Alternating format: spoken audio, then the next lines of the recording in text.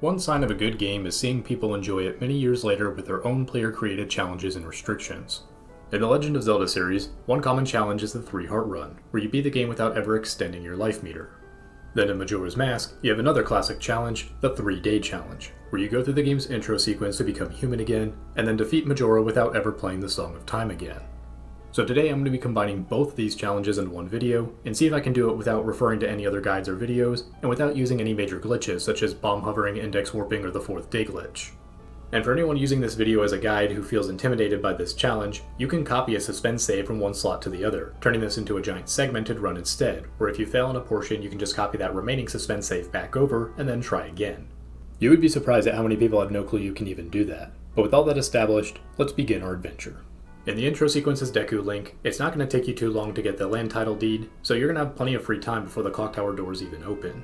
So your priority until then is going to be grinding rupees to deposit in the bank, since you're going to want things such as the adult wallet, bomb bag, and powder keg later on.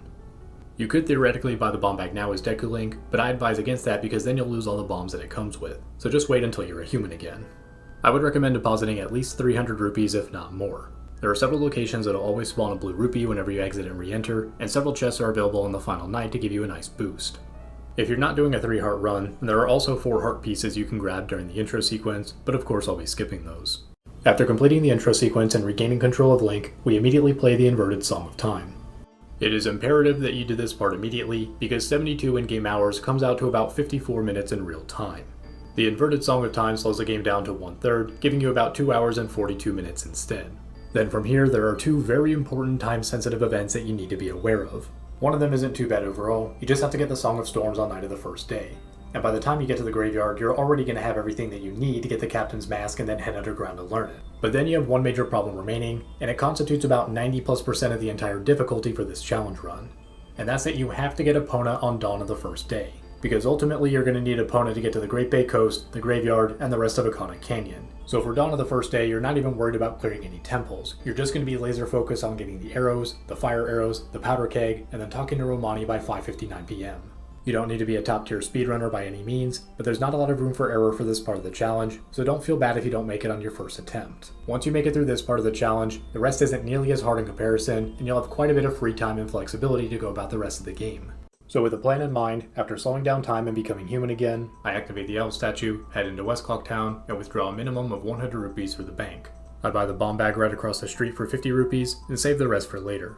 I then head as far south as I can all the way to the southern swamp area, and then there's an owl statue here that I can activate either now or later, and I opt for the latter. So I continue onward and hop across to the potion shop area before heading past it into the Lost Woods. Instead of waiting for the monkey to guide us through, we just memorize the route for day 1 and run ahead. Left, right, right, straight, left, left. I talk to Kome, walk ahead to get warped to the entrance, climb up into the potion shop, get the red potion from Katake, and then once again, head through, left, right, right, straight, left, left. I get the red potion to Kome, keep the empty bottle, and then head all the way back to the boating area, activating the owl statue the second time since I didn't the first time. I head inside, take my free ride, get off at the Deku Palace, and then head inside as Deku Link, taking the right side path and proceeding all the way to the hole in the ground. I fill up my empty bottle with water, talk to the man, get some free magic beans, and use the remainder of the money I withdrew from the bank earlier to buy 5 more, because I'm going to need them for bottom of the well later on. After that we head outside and get caught by the guards, and then hop around the right side perimeter of the palace. Then after we plant and water the magic beans, we don't bother defeating any of the Deku Scrubs, and we just go from flower to flower trying to learn the Sonata of Awakening as quickly as possible. After we learn it, we get kicked out again, and then turn around and head to the exit above the ground. After making our way across the giant flowers, we learn the Song of Soaring, which will be incredibly useful throughout this challenge. Then it's business like usual, all the way up to playing the Sonata of Awakening to raise the Woodfall Temple. But before we enter the temple, we're going to break open the nearby pots. The Deku Nuts and the Fairy are going to be useful optional items, but the Deku Stick is mandatory. If you're good at conserving your Deku Sticks by putting it away in between lighting torches, you only need one to get to the arrows. But if you want some reassurance, you can suspend your game and reload to respawn the contents of the pots and grab more than one. So now it's time to complete the first half of Woodfall Temple, aka getting the arrows and leaving immediately. Getting past the first room is straightforward enough, and then you'll hop down to the lower right door. In this room you'll use the flower to reach the chest with a small key, and then head out back the way you came. Then you're going to skip across to the opposite side of the room to use your small key on that door, and then in the next room you're going to pull the block, skip across to the one lit torch, and then prepare to conserve your Deku Sticks as you run across, lighting the rest before burning the web and then putting your stick away briefly. Then in the next room you're going to use the Deku Stick to light all 3 torches in one go, and then you're completely done with Deku Sticks for this visit. Then you head through the door, fly across to the door on the opposite side of this floor, take a left through the next door, and finally walk along the path to the door on the right, which will bring us right to the mini-boss. The easiest way to defeat them quickly is to use the Deku Nest to stun them, and then jump slash with your sword or Deku stick. After you defeat them, you'll get the bow, and then you can immediately play the Song of Soaring to warp to the entrance, step outside, and then play the Song of Soaring again to warp to Clocktown. If you didn't buy the bombs on the way to the swamp, you'll need to buy them now, but since we got them earlier, we head to the north, shoot the icicles down with the arrows, bomb our way through the snowballs, enter the village, and make sure to unlock the owl statue immediately because it's about to save us a whole lot of time. We continue north, cross the bridges, and on the next screen talk to the Goron to open up the village. Once inside, we make our way to the top, talk to the Elder's son, and then head out immediately. We proceed to the cliff with the owl, and then make the blind jumps across the platforms, ignoring the need for the feathers by just memorizing the locations.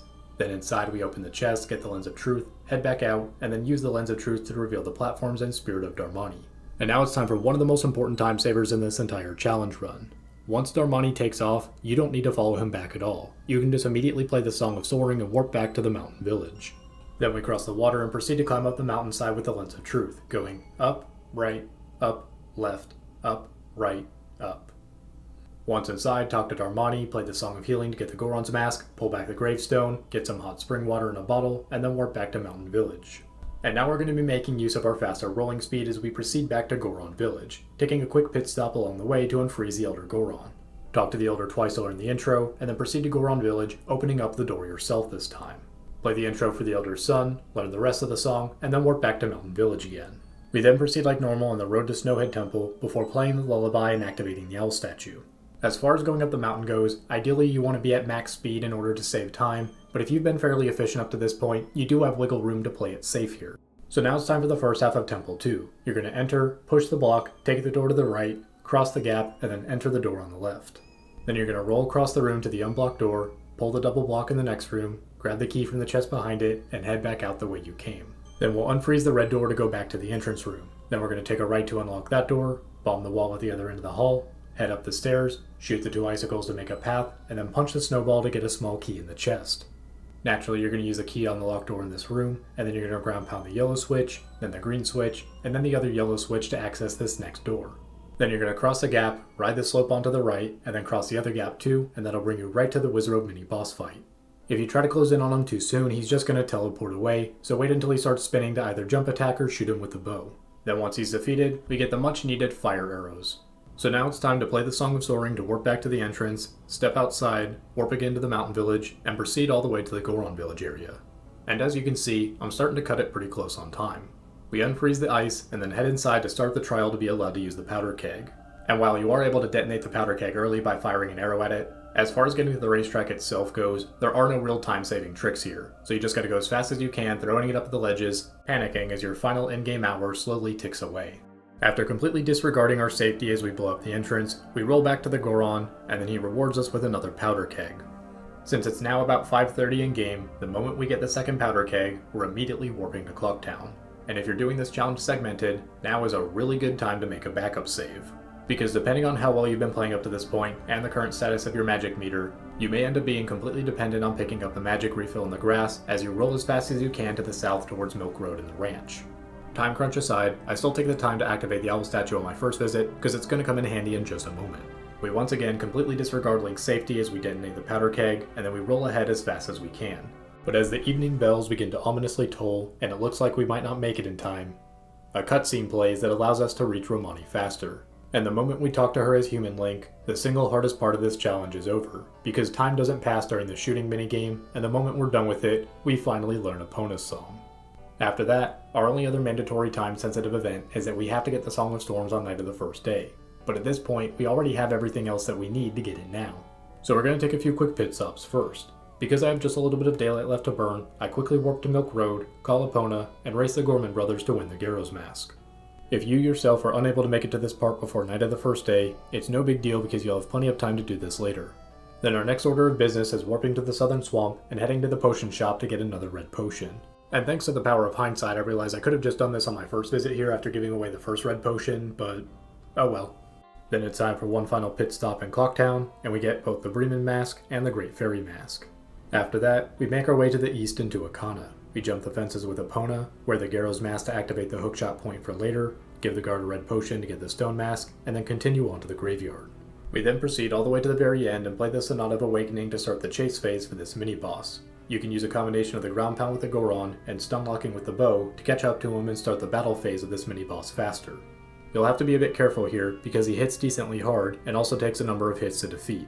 So make good use of your shield as you're closing the distance and waiting for an opening, and make sure to get away from his jump attack. After many hits, he's finally defeated and he leaves us the captain's hat in this chest. It may look like you need the hookshot to reach it, but you can actually just use a well-angled jump instead. We then make our way back to the graveyard, talk to the stall children while wearing the captain's hat, open the tombstone, and make our way inside. This is another area where you have to be careful on a low heart run, because the mini-boss of this area is a Dark Nut, and it can completely one-shot you if you're not careful. My preferred way of dealing with these is to walk forward just enough to bait it into attacking, before performing a backflip into a jump slash. Rinse and repeat, and once this boss is defeated, you'll learn the Song of Storms. So from here on out, all you need to do is clear the 4 temples in whatever order you want.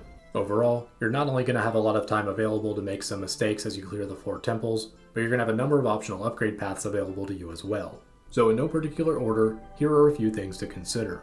First and foremost, the biggest potential time killer is forgetting what you need on the way to Stone Tower Temple. To make things faster, bring 10 bombs, 10 Deku Nuts, 5 magic beans, milk, a fish, arrows, and a powder keg to make it through the bottom of the well in the castle.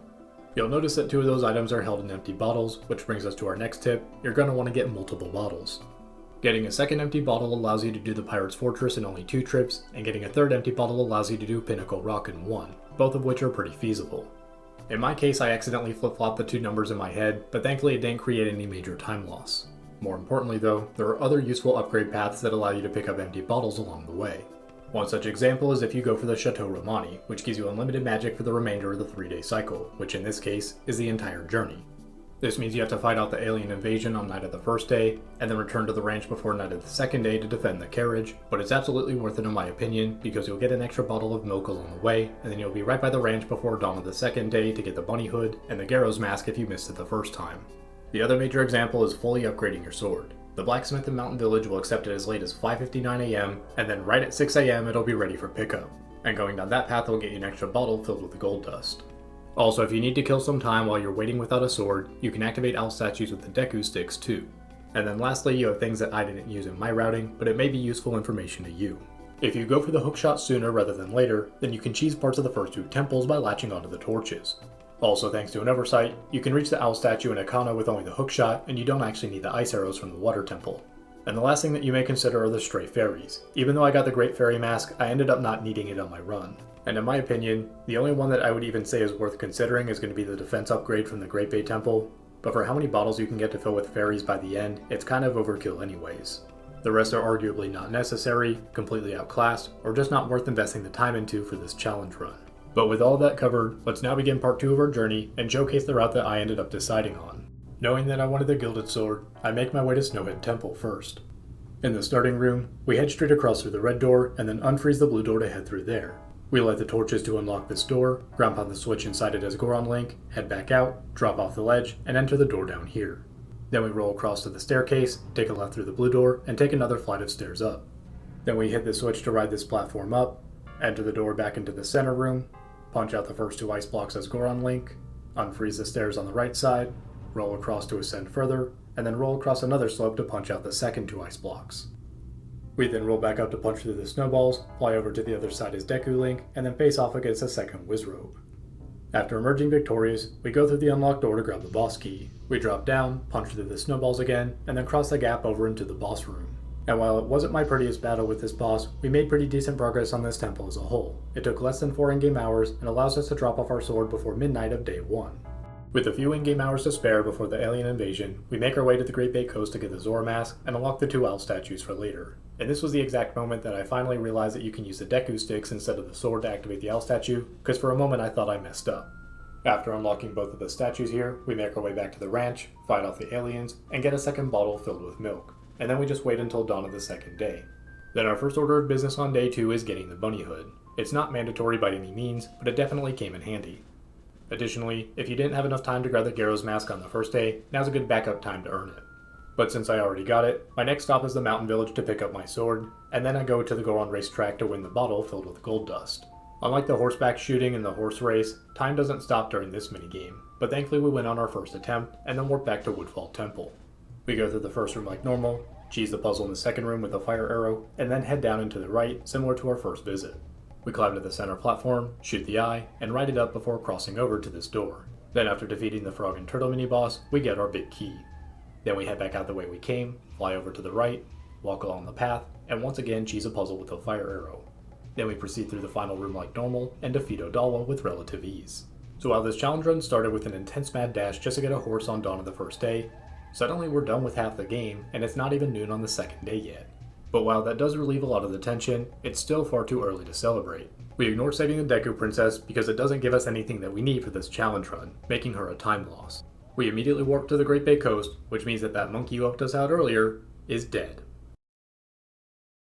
Our next stop is then going to be the Pirate's Fortress, and because I got the stone mask earlier, this part's going to be a whole lot easier. I do need to free up a second bottle though to reduce this into 2 trips. Not wanting to drop off my sword this early, I drink the milk before making my way inside the fortress.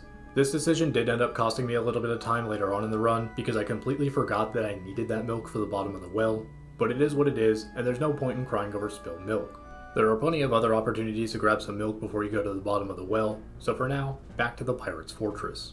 After making our way into the center courtyard, we make use of the stone mask to easily climb up to the top, head across the bridge into the door, unleash the killer bees upon the pirates, head back out, drop down to the right, and head through the door to grab the hookshot before rescuing our first Zora egg. We then head back out, take a left, hookshot up here, and then reverse into this room. Getting past the guard is of course no issue with the stone mask, but the next room with the pirate mini-boss fight can be a bit of a challenge on a 3-heart run. My preferred way to deal with them is to first stun them with either Deku Link's spin attack or Zora Link's electricity attack, and then swap back to normal Link and use a jump or spin attack. It may not be the smoothest way to deal with them, but it is pretty consistent. Then in the next room we get the second Zora egg with just enough health to spare, head back out to snap a photo of a pirate because I completely forgot earlier, and then warp back to the Great Bay Coast to return the first 2 eggs. Then our second trip to the fortress will be much faster because we have a shortcut via the hookshot. Once inside we take a left, hookshot up, stone mask past a guard, take another left, fight another mini-boss, shoot some fish in the next room, and then grab the 3rd egg. We then head out through the right and climb up the same path for the 3rd egg, but this time take a right and hookshot there. Then we head down the path, steal some treasure, go into the next room to defeat our final pirate mini-boss, and then proceed to grab the 4th and final egg before warping back to the Great Bay Coast to return them. It's now just a little bit past 3 PM on the second day, so next I get the Seahorse by giving the fisherman a photo of the pirate, before heading to the other end of the coast and hookshotting my way up into the Beaver race. Despite a few small mistakes here and there, I complete both of the races a little after 5 PM, giving me plenty of time to warp back to Milk Road and enter the ranch before the roadblock is put up at 6 PM. After successfully completing the escort mission, we obtain Romani's mask and just need to kill a bit of time before the milk bar opens at 10 PM. Since I'm both going to be making use of the elemental arrows, and because we finished the mission right outside Clocktown, I go ahead and play the shooting minigame to upgrade my quiver. Still with more time to spare, I warp back to the Great Bay Coast and make my way over to Pinnacle Rock. You don't actually need to grab the Seahorse to make it through here since you can just memorize the pattern, but for how little time it takes to grab him, you may as well make your life easier. What I do decide to memorize though, is which of the 3 enemies have the Zora eggs behind them. I head straight across for the first one, exit down and to the right for the second one, and then swim all the way down and straight across for the 3rd one. Then I swim all the way back up, head out, get caught in the murky water to leave faster, and then U-turn to head back to the Great Bay Coast. I then warp back to the lab as soon as I touch land, learn the new wave Bossa Nova, and then warp to Zora Cave to open up the 3rd temple.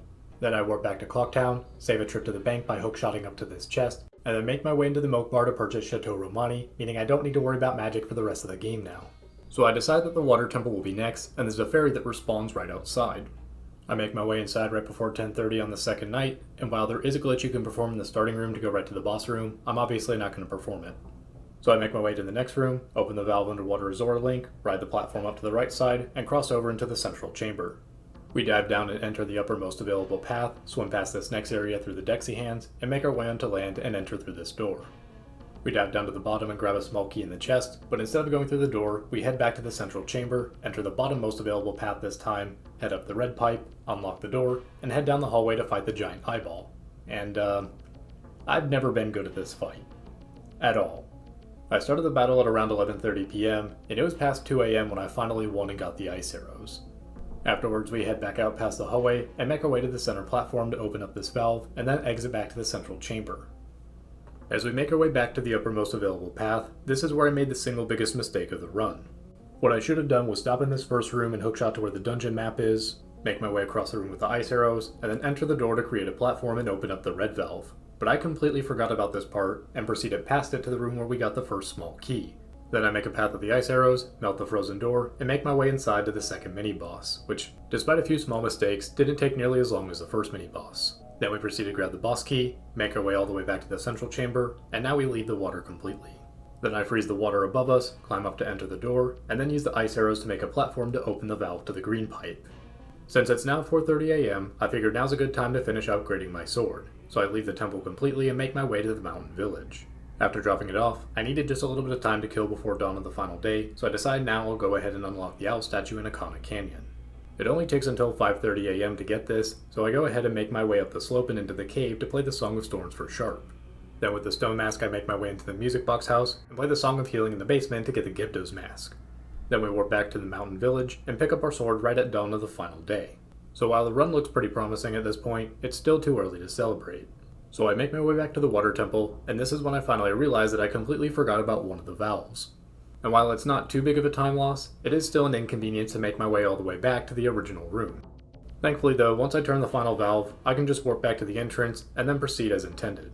So I reverse the water wheel and then make my way back to the central chamber. With the water flow reversed, we now enter the new uppermost available path. I head all the way down the corridor, turn right, ride the moving platform up, and then freeze the water. We jump across, take a right through the door, and then play the game of freezing and unfreezing the water sources in order to make it up to the valve by the green pipe, activating it and then making our way out to the door on the other side. Then we follow the green pipe all the way back to the central chamber, and then head down to the new bottommost available path. We walk up the green pipe, open the final valve to create a water platform, and then take on the boss. And because we only have 3 hearts, the go-to strategy is going to be to shoot him from the center platform, and then shock him as Zora Link before returning back to the center platform. And despite my incredible lack of efficiency on this temple overall, we're still able to finish it right before 9:30 on the final day. But we still have mini dungeons, mini bosses, and a 2-part temple left. So our next order of business is going to be to stock up on supplies for the bottom of the well. Since I already grabbed the 5 additional magic beans on dawn of the first day, my next stop is going to be West Clocktown to withdraw some rupees. I head across into the trading post, buy some deku nuts, and then grab a fish from the water nearby. As I walk next door to buy the powder keg from the bomb shop, I remembered that I also needed some milk, but I drank the batch that I got from the alien invasion to make room for the Zora eggs, and I also forgot to buy some more while I was in the milk bar, which is now closed. So the next option is to play a Pono song for a cow in order to get some more. The ranch seemed like a good option at first, but then I remembered that there's actually a hidden grotto in the field that can be accessed with a bomb that has a cow in it. So after stocking up here, we warp back to Ikana Canyon and make our way up the slope into the bottom of the well. Our 2 main goals are to make it to the Big Po to capture that, and then make our way to the mirror shield. With the Gibdo mask equipped, we talk to the first one on the right to give him the beans. Then we run down and take a left to give that one a fish. However, stop it! Don't open that door! We ignore him for now and give the other one 10 deku nuts before entering that door. Then we head down the hall and take a left to give that Gibdo 10 bombs, and then we're at the Big Po fight, which is as simple as shooting and shielding over and over until you defeat him and capture his soul in the bottle. Then I head back to previous rooms and take a right through the door that I previously skipped by giving a fish. I head all the way down, give this Gibdo a big po, and make my way through the spikes while dodging the Wallmaster to give this final Gibdo some milk. Then after lighting all the torches, the mirror shield is finally ours. Rather than walking all the way back out, we just play the Song of Soaring to return to Ikana Canyon. We enter the castle, equip the Gibdo's mask, open up the 2 doors from the switches, and then we take a left. And then the next 2 rooms are pretty straightforward. You're going to find and hit a switch, and then proceed through the newly unlocked door. After making it through both rooms, we take the staircase to make it outside. Then we hit the switch to move the block and let the light in, head back down, re-enter, and this time take a right. We then destroy the light block, defeat another Wizrobe mini-boss, and make our way up another flight of stairs. Then we break out the powder keg, equip the Gibdo's mask, drop down, and then destroy the final light block in this castle. After proceeding all the way to the throne room, we defeat the lackeys and the king with relatively good time, and then learn the Elegy of Emptiness. We step outside of the castle, and then warp back to Ikana Canyon. Our next stop is then making it all the way up the slopes, and then slowly scaling Stone Tower. I only know of one time-saving trick here, but that's at the very top to enter the temple. So by the time I finally make it all the way to the very top, grab the fairy in the bottle, and unlock our final owl statue, it's a little after 2 PM on the final day. I may not be the best at this temple, but 14 in-game hours to beat a temple and reach Majora is more than manageable, and I finally know that I have this in the bag. So I place a statue on the rightmost block, hop on, play the Elegy of Emptiness again to deactivate the switch, and then use that oversight to make it into Stone Tower Temple.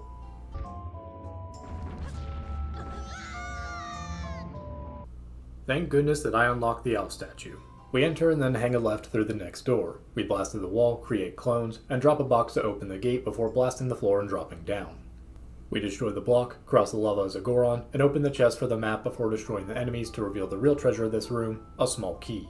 We head back upstairs and unlock the door before swimming across the pool and letting the Dexy hand throw us up onto the ledge to grab a second small key. Then we swim past the hand and climb up onto land in the next room. There's an optional shortcut you can create that'll take you back to the entrance, but you're not going to be here much longer anyways. We open up the locked door, and now we have my least favorite room in the entire game because I have always sucked at this puzzle with manipulating the light. After spending way more time in this room than I would have liked, we head down the newly opened hallway through the door, and then fly all the way across as Deku Link to make our way to the first mini-boss of this temple, the Garo Master. Keep your shield up as a precaution, and avoid all contact until he leaves himself open. After several hits, we get the light arrows, marking the first half of this temple completed.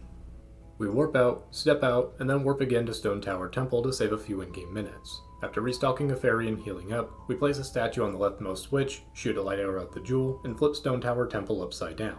So now we're in the final stretch at 5 PM on the final day. As we enter, we take a right this time and destroy the sunblock with a light arrow, fly up halfway, and make our way down this hall to hit a switch and spawn a chest with a key. Then we continue our ascent and unlock the door at the very top. The next two rooms are pretty similar, to where you're flipping the room repeatedly to make it to the other end. We get the block onto the switch right as we cross over into Night of the Final Day, and then in the newly unlocked room, we have our final Wizrobe fight of the game. Minus the falling rocks that bonked me just a little bit too hard, the fight overall went well. Then we hookshot up to the chest that spawns before heading down the stairs. We fly across while dodging the pose, and then jump up to the hallway. We dodge the Death Armos and place a statue on the blue switch to access the chest surrounded by flames, getting us a small key. We jump down, take a right through the door, and then proceed like normal through the next two rooms. We now have a battle with the third and final mini-boss of this temple, Gomez. The strategy is going to be to shield, shoot, slash, and repeat. After emerging victorious, we now have the final boss key to the final temple. We head back the way we came through the previous two rooms, but right before the third door, we take a left to the other door along the wall. We press the switch to activate the chest, and then warp back to the entrance to save a few seconds and not get crushed by the Death Armos. We hookshot up to the chest that we just spawned, light arrow spam the Igor in the next room, and then obtain the Giant's Mask after defeating it. Head on to the next room, hit the switch to spawn a chest, hookshot up, and then hookshot up again before dropping down to the boss door.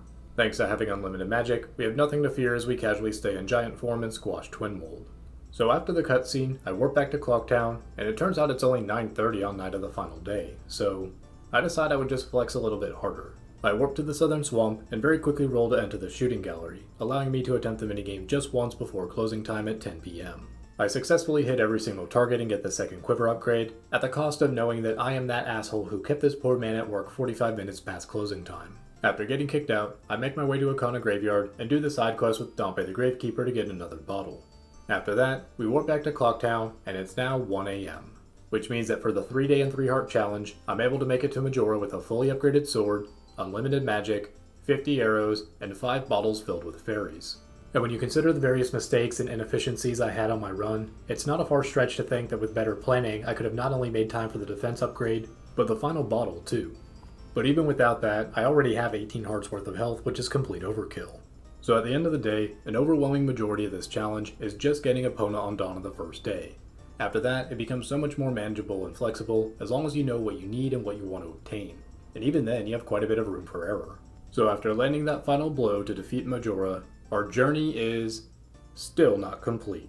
Because the 3-day and 3-heart challenges were just 2 achievements in a full Retro Achievements set. Normally I would cover the entire set, or sometimes even multiple sets in a single video, but the 3-day challenge is just such an extensive achievement that this alone was 9 pages long. Which means that another Majora's Mask video is coming soon, where I return to dawn of the first day of my journey to tackle various challenges such as climbing a mountain without the Lens of Truth, and defeating Majora without using masks or taking damage. So subscribe for more Retro Achievements content, and until next time,